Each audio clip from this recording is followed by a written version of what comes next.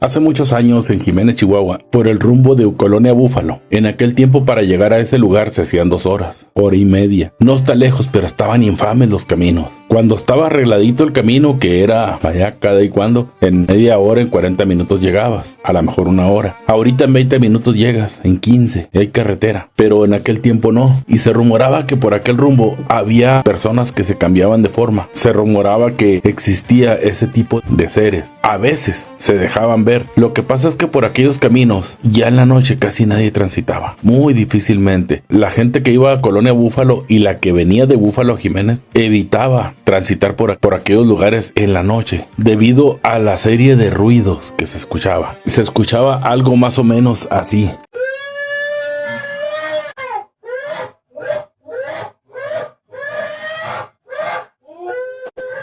Y eso era aterrador.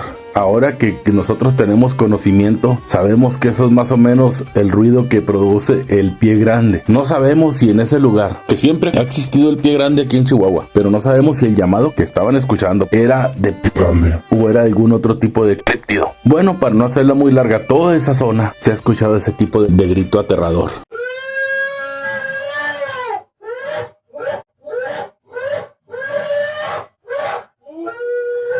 Pie grande existe. Comentan que en una ocasión una persona tenía que regar el maíz. Ya estaba grande el maíz, era el último riego que le tenía que dar antes de la cosecha. Cuando escuchó ese tipo de alaridos, él pensó que era algún vecino, algún amigo, el bromista, y se acercó a donde estaban los ruidos. Quiero decirte que ese es el llamado del alfa, del líder, que tú no lo puedes y no debes de retarlo por ningún motivo. Y este hombre se acercó y los ruidos de nuevo otra vez.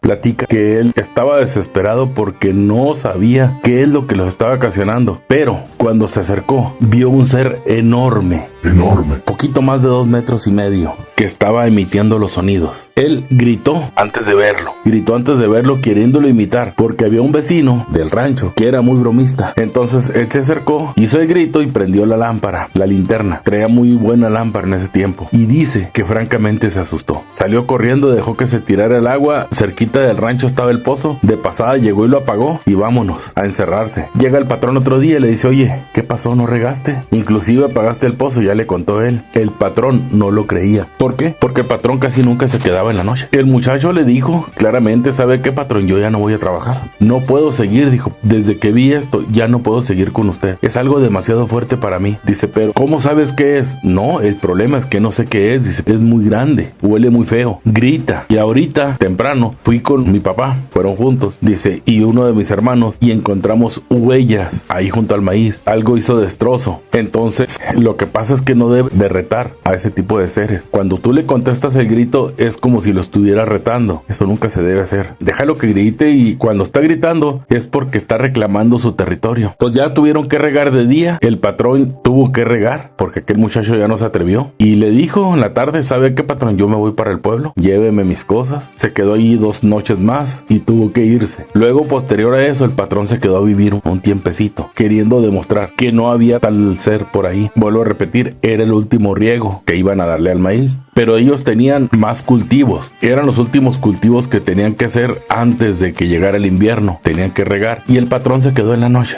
Había alfalfa. La alfalfa se riega inclusive en noviembre. Si no hace mucho frío la puedes regar. Se quedó a regar la alfalfa. Ya el maíz ya estaba para corte. Pero él dijo: yo voy a regar la alfalfa. Está enseguida. Pues no vio nada a medianoche. No vio nada en la tarde ni en la noche. A medianoche tampoco. Hizo el cambio de agua. Y pues hay veces que el cambio de agua dura 4 horas en salir. Entonces, en ese tiempo, él va y duerme ahí en la casita, a aprovechar un rato. Dice que apenas iba camino a entrar a la casa cuando escuchó ese grito de nuevo.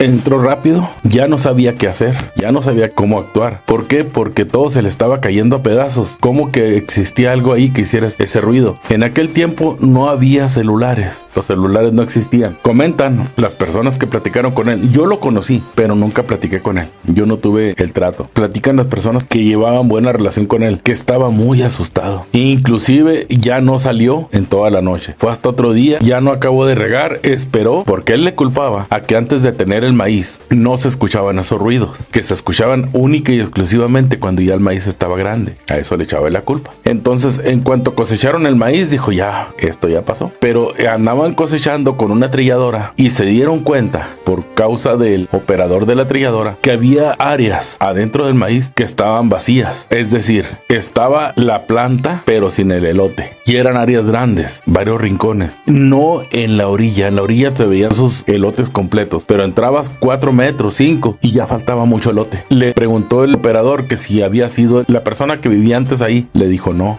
dijo, porque cuando regamos todavía había mucho elote. Era el último riego. Das el último riego y te tienes que esperar 20 días para poder cosechar. Dijo, él ya se fue. Yo entré, dijo, acabo de entrar hace 2 semanas a ver qué tan pesado estaba para pisar allá en medio. Para pisar una persona sí se puede, pero para pisar la máquina no. Entonces me estuve esperando a que diera piso para poder meter la máquina. Dice, pero había elotes, eso me lo robaron hace unos días. Bueno, hasta ahí. Tenía también mucha calabaza de esa grande, calabazas de quizá 20, 30 kilos, grandotas. Tenía en el presón, todo lo que era la falda, había varias matas grandes. Abarcaba todo un costado del presón, un estanque grande, y todo lo de abajo. Eso lo hacía él para aprovechar la humedad cuando llovía. Ahí se juntaba el agua, y con esa misma agua de lluvia, porque aquel tiempo era muy llovedor, con eso cosechaba él. Entonces, ya cuando se trataba de cortarlas, esperaba que se secara la planta y se llevaba las sandías a vender. Era una ganancia tremenda porque no le invertía, ni siquiera limpiaba, nada.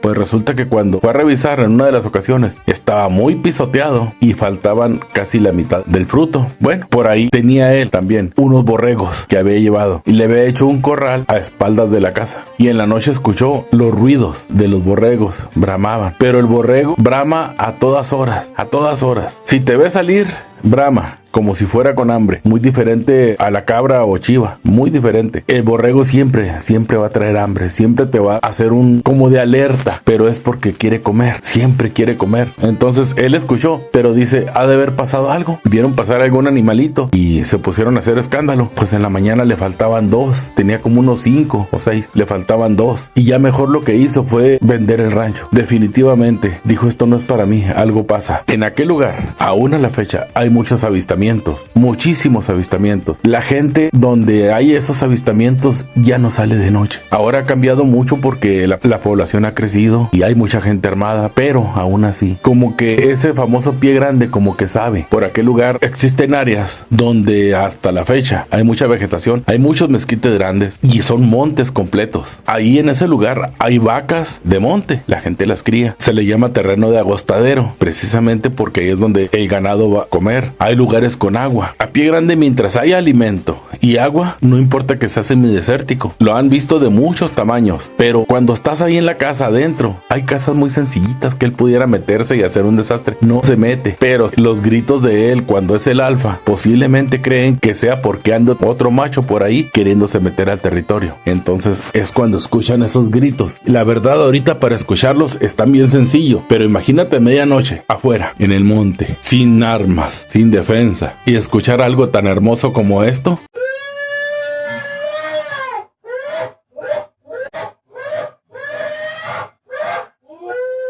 No es fácil, francamente no es fácil. Hemos escuchado ese tipo de grito pocas veces. Hay otro tipo de vocalizaciones que ese pie grande, tipo aullido, pero cuando escuches este tipo de ruido, ese es el alfa, ese es del que te tienes que cuidar. Si tú le contestas, va a haber pleito, y la verdad no estamos capacitados para luchar cuerpo a cuerpo con un ser de esos, nunca. Tienen una fuerza espantosa. En tamaño, pues están muy altos. Por ahí se rumoraba de que en una ocasión un hombre quiso confrontarlo porque pensó que lo que se estaba robando su cosecha era un vecino y siempre le echó la culpa al vecino. Se le perdía algo y era el vecino. Incluso llamó una vez a la policía y fue la policía y lo registró y no había nada. Le dijo el vecino, yo no tengo ninguna necesidad de meterme a tu tierra a robarte. Dijo, es que aquí no vive nadie más que tú y yo.